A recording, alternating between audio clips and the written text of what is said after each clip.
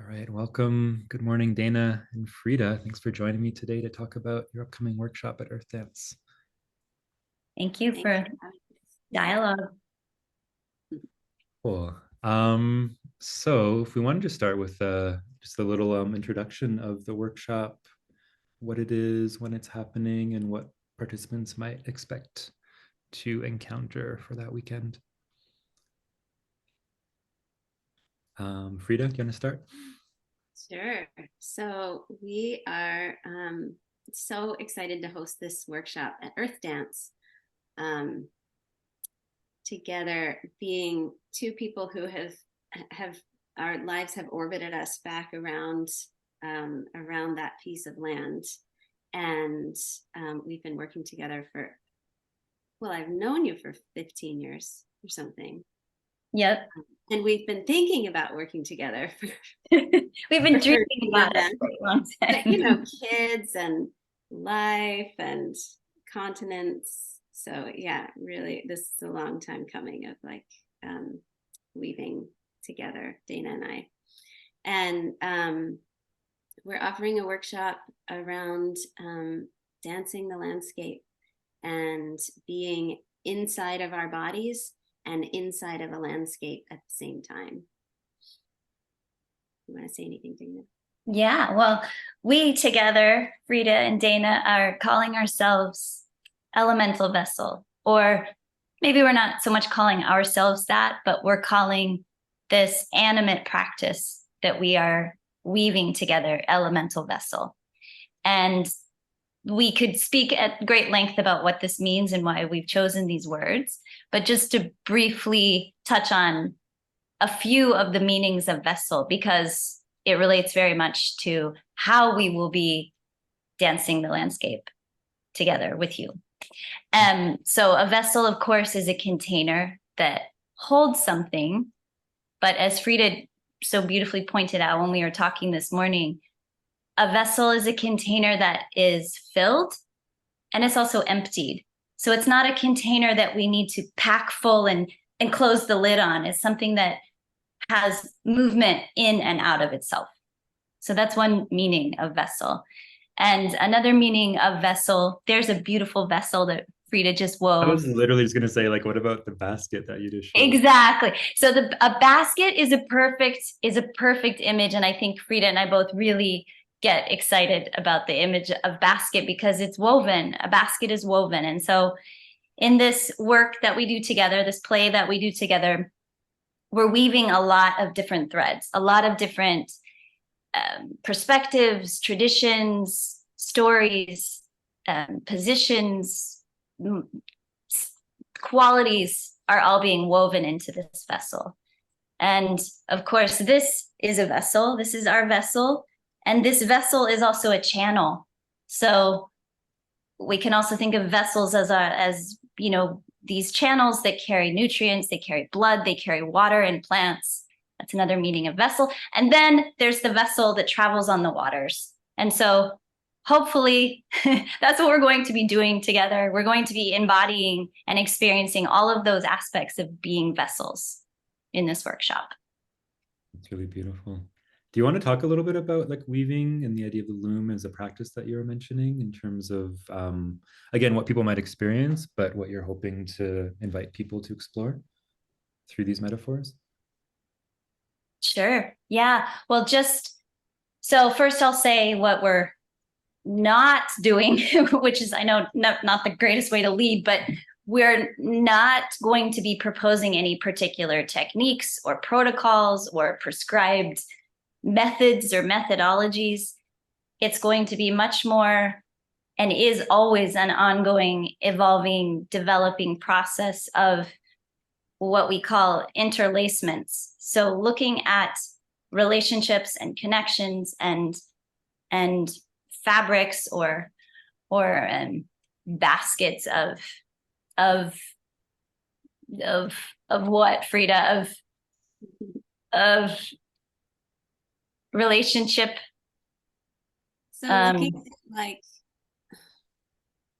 it kind of comes down to like how we're doing human in the world right now, and that we are changing shape like we were talking about how like I work as a clinical herbalist. Neurodivergence is like a word I hear almost every day now from people.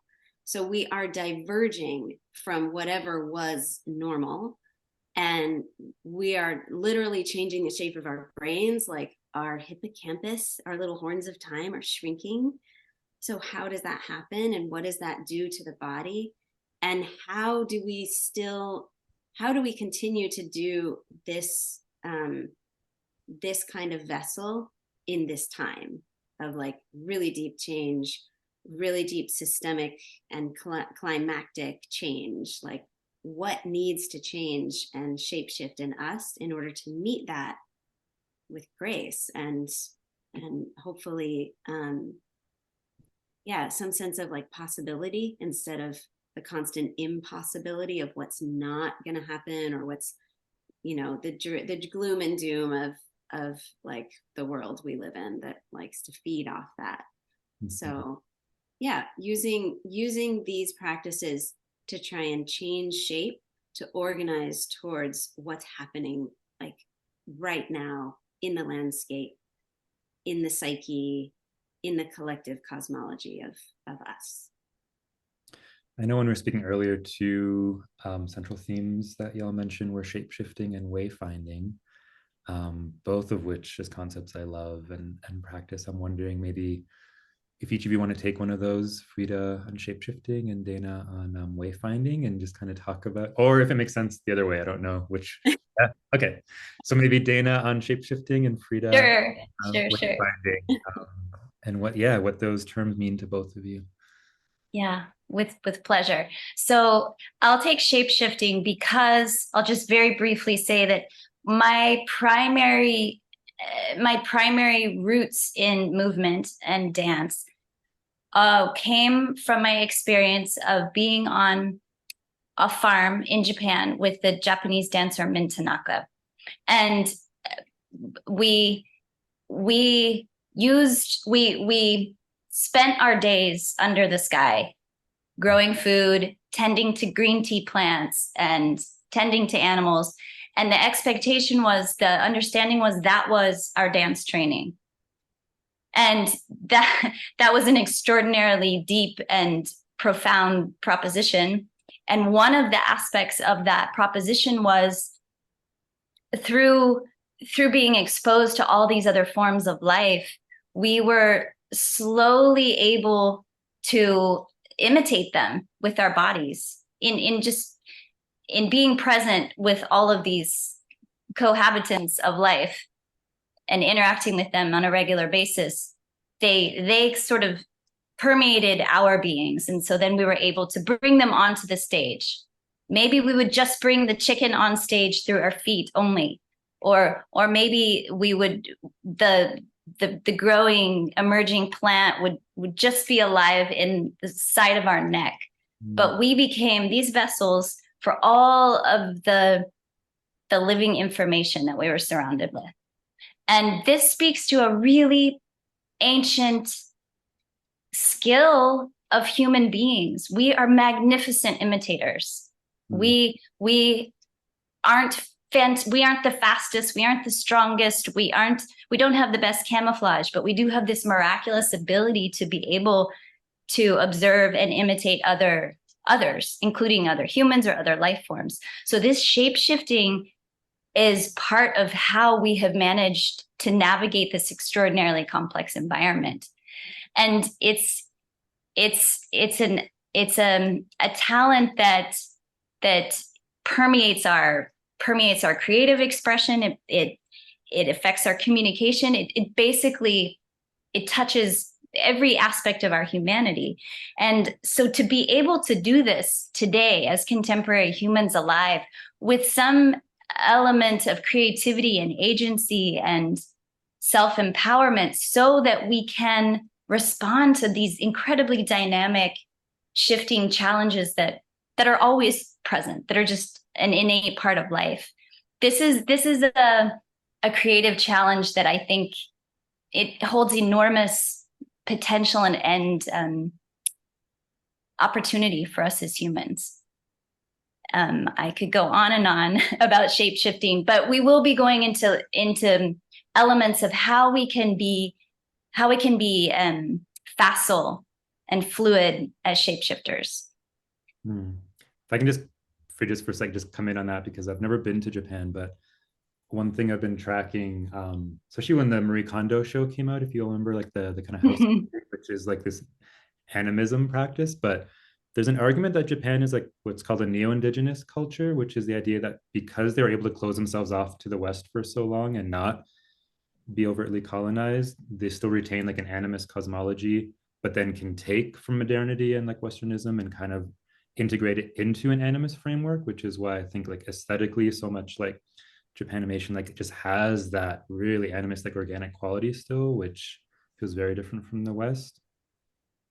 And I just think that way is shape shifting, you know, being able to like shape like that animism there can shape shift and still integrate these things without completely losing that deep connection to the land and to these traditions of relating to the non-human in these different ways.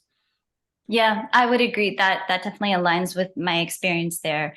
And I think it has something to do also with the ability to not be the most important thing, to not be the most important thing in the landscape and switch the hierarchy so that it's almost like being able to empty the vessel so that you can receive the information that's present, the animation and everything.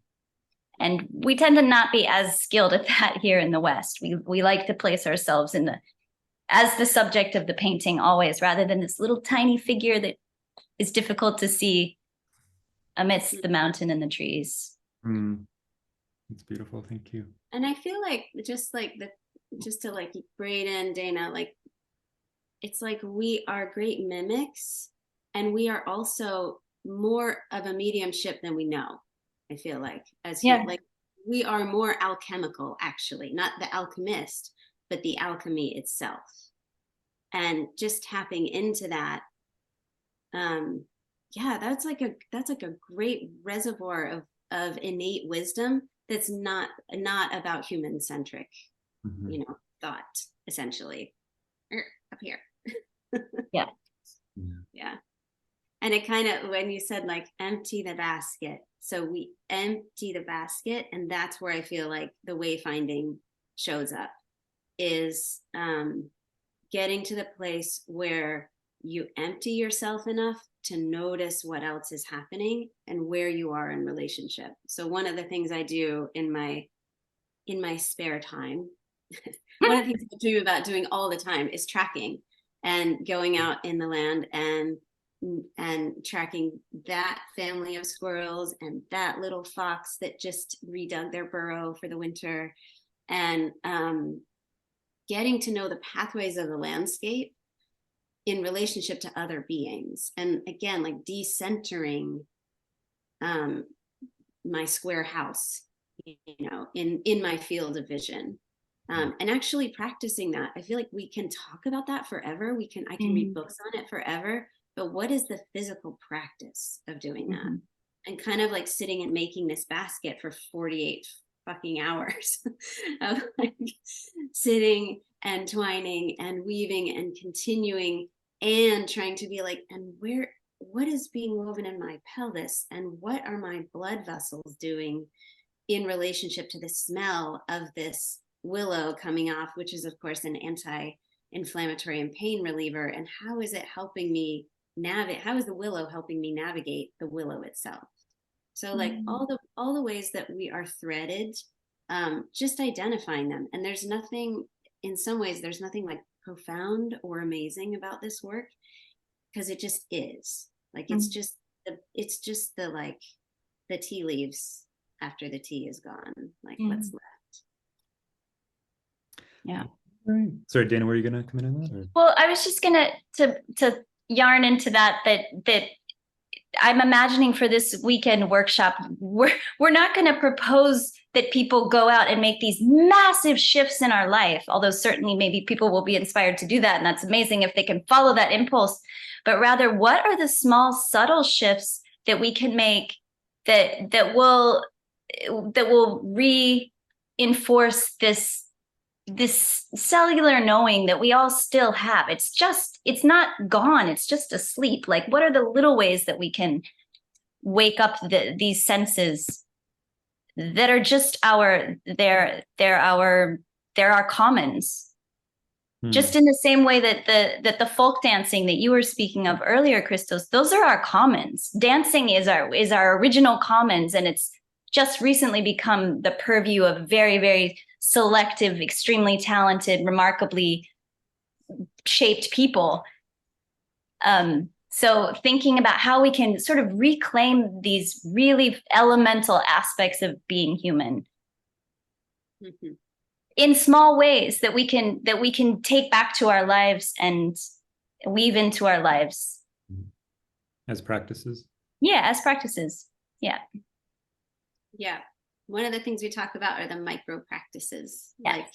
Like the micro practice for me of weaving this basket was tuning into what else is being woven and what is creating agency for the weaving to happen. So like really an embodiment practice, even though some other body is being made, and kind of trying to like weave in the micro practices that happen. I mean, we're both parents, we both have little kids, we both have to work, you know, there's a lot that has to get tended. So how do these micro practices kind of like peel modernity a little bit and peel like systems of oppression like out of the body in really small ways? I know one thing we shared earlier was an appreciation for the book Sand Talk by Tyson Yunkaporta, who's an Aboriginal Australian writer and teacher, and I've listened to many podcasts with him as well. And I love that if you had to summarize, I think what he's trying to teach, what he describes it as, many indigenous technologies, at least political or relational technologies, are all just ways to moderate narcissism, like the natural narcissism in humans. Like all these brilliant technologies are just ways to just like keep people from going into that place of just like centering just the self. And I think when you talk about also culturally in terms of human supremacism, I love, you know, I do believe that a lot of the work that we do at Earthdance underneath, you know, maybe the overt kind of dance training is, you know, the way that we have communal values, the way that it started as intentional community, the kinds of programming that we bring in are different ways of like decentering the self, undoing human supremacism. And I'm wondering if you want to speak to those levels of like almost like, I don't know, politically, relationally, how this work relates to that for both of you. As parents as well, you know, in terms of like the continuation of life and culture and what's being passed on as well. Yeah, that's a great question. I'll write my book on that.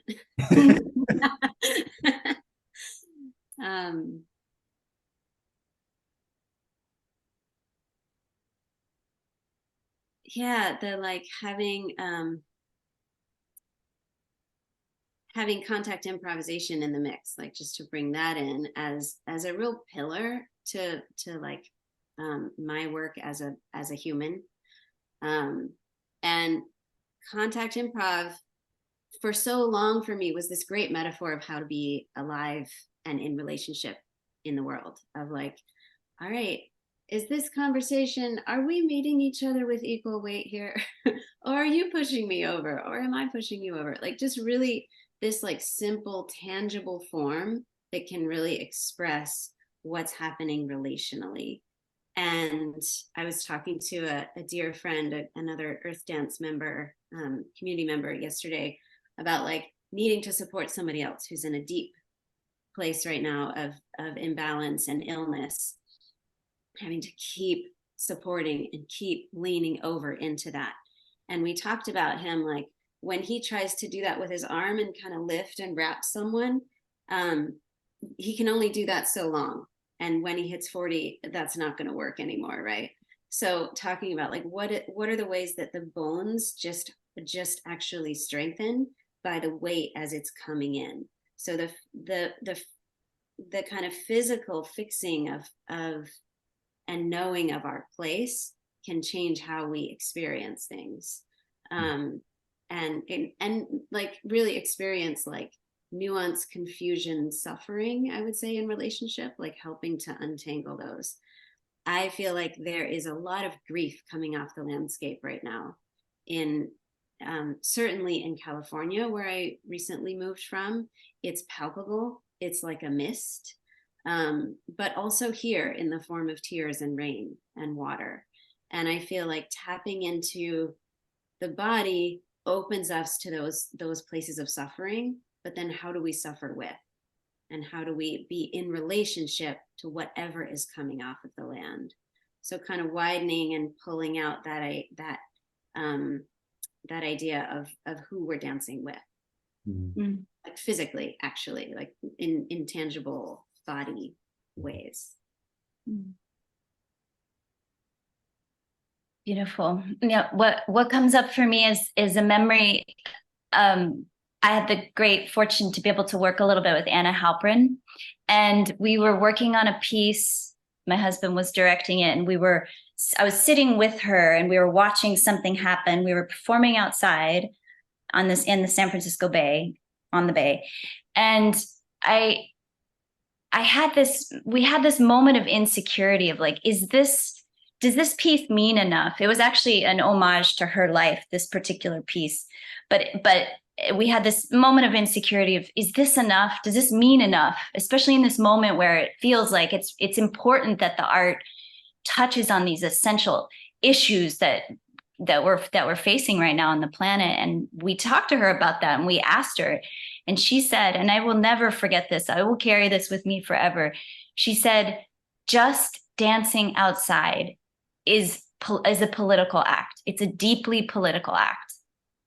And I think I'm going to be unraveling that for the rest of my life. And we went on to talk about it a little bit longer, but basically this idea of taking the body, and in particular this art form that has been kind of slowly over time put into this stage proscenium space, and bringing it back out where it was born, where it arose from, and asking others to, in this case, witness it, which isn't what we're going to be doing for this workshop. We're going to be together, but that is in and of itself a deeply necessary and political act. It's an act of rewilding of sorts, and also, yeah, reclamation. What was that word that Hetty was using? Rematriation. Oh yeah. Rematriation. Yeah, anyway. Yeah. Dana, just reminded me of a memory. A few years ago, I was living on Dartington Estate, where Schumacher College is, where it actually has a history. Oh yeah. And it's kind of like Northampton, like it's very progressive, like hippies, stuff like that. But it's England, so there's those moments of like terror, I would say, from thousands of years of the church, and just that repression of these relationships. And I was teaching a course on animism. There's these beautiful gardens there, and I was sending people out to literally go out and ask permission of a flower to pick it, to then take that flower and offer it to another plant being. And as I was describing, sending people out and speaking out loud, in a public space, I could tell that some people were actually getting pretty uncomfortable. And so I paused and checked in, and I was like, what's going on? And some people were like, I don't think I can do this, to be speaking out loud, by myself, I can do it, but to be around other people and speaking to like a plant or a flower, embarrassing. And for me, like, this is the work. So I was like, well, what if you hold like your cell phone up to your ear while speaking? And some people were like, okay, yeah, I could do that. But it made me wonder, like, that question of like, oh, if we're talking to a human, it's legitimate. But if there's not a phone there, if we're not talking to a human, we're talking to a plant and being seen, then even in myself at times, like, there is this discomfort, there's this idea of like being seen somehow. And that's the layers, I think, of like terror of like hundreds of years of pressing these technologies and these relationships. So when y'all are talking about these like subtle shifts, it's like, I think it's the only way these things you can't go in there so directly. I used to work with traumatized donkeys at a rescue sanctuary out here, and it's just such subtle, repetitive, practiced work. Like, that's the only way these layers of the nervous system, I think, can start to to disentangle. And so I think what you're describing, as opposed to like, let's go out and meet the trees and dance and blah, blah, blah, it's like this really subtle practice to get to these underlying layers of how to revivify these kinds of qualities of connection with the land. Yeah. Yeah. Well said. Maybe just to start just moving through a little bit more, talk about influences. I know we made a little list of like things like body weather and qigong and Taoism, and just so people that don't know either of you can get a sense of maybe some of the pillars, the traditions that you're building your work on. Maybe Frieda and then Dana. So I have been a student of the plants for a long time, and really lean into that. It's funny that thing of like embarrassment and like I'm a female, I'm a black sheep, my dad had a really thick weird immigrant accent, I'm okay with just being embarrassed. And so yeah, speaking to the plants, but mostly in question, and then really like, what does it mean to listen? And actually being like, I'm not off the ground. I'm not a person who's going to be like, let's imagine the ethereal world of what the plants are saying, their spirits. I'm like, this plant right here, what are we talking about? How is the relationship happening? So the plants have been a deep teacher in that way, and tracking. So learning to track and learning the plants. And then also I work with through the interface of Taoist medicine and Taoist cosmology. So Western herbal medicine is based on allopathic practices. It's just a continuation essentially of allopathic medicine that originated out of Middle Ages of Europe. So looking back and finding a pathway and bowing to those Taoist masters who have again kept that thread, like they've pulled it through. There's language, there's information, there's cosmology that we can access, and then finding the ways that actually drops into my heritage, which is Baltic ancestry for the most part, which is quite an unknown ancestry. So people say, oh, you're pagan, you must be Celtic. And I'm like, no, I'm not Celtic, I'm Baltic, the other side of the sea.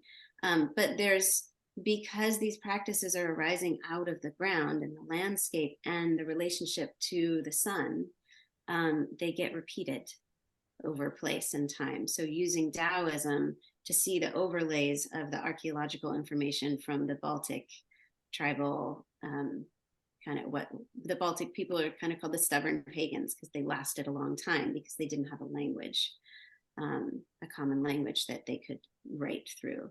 So using Qigong practices out of that. Qigong is the root of Taoist medicine, and everything arises out of the body.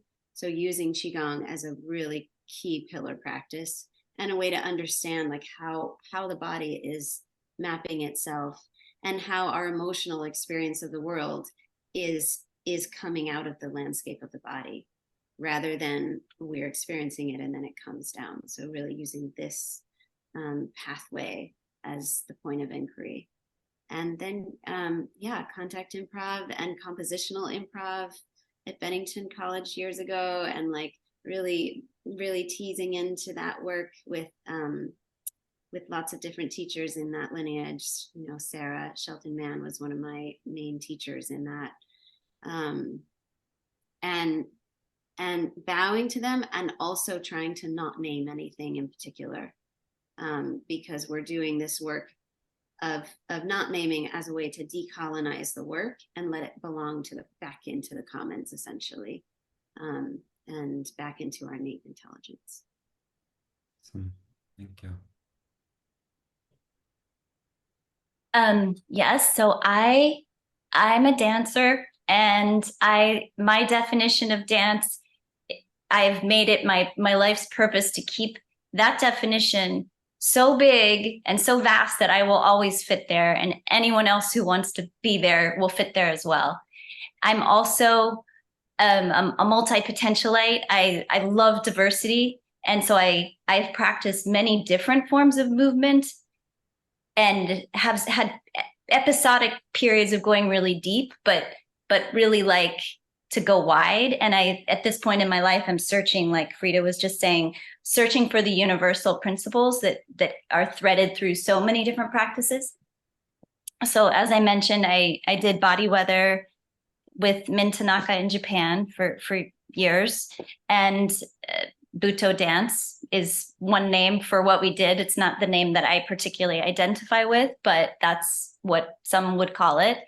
And I have also done some permaculture, which obviously isn't a movement practice per se, but again, I consider it to be an element of dancing with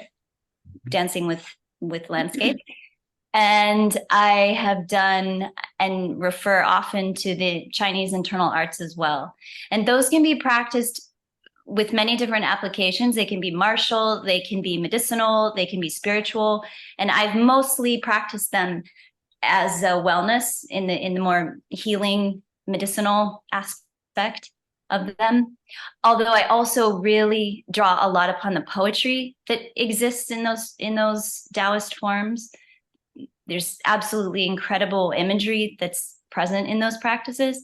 And some of those there's debate, some of those images, those poetry, those poetic elements might even be code for other things that we no longer know the true meaning of, but nevertheless, the references to other forms of life that are present in those forms is really inspiring.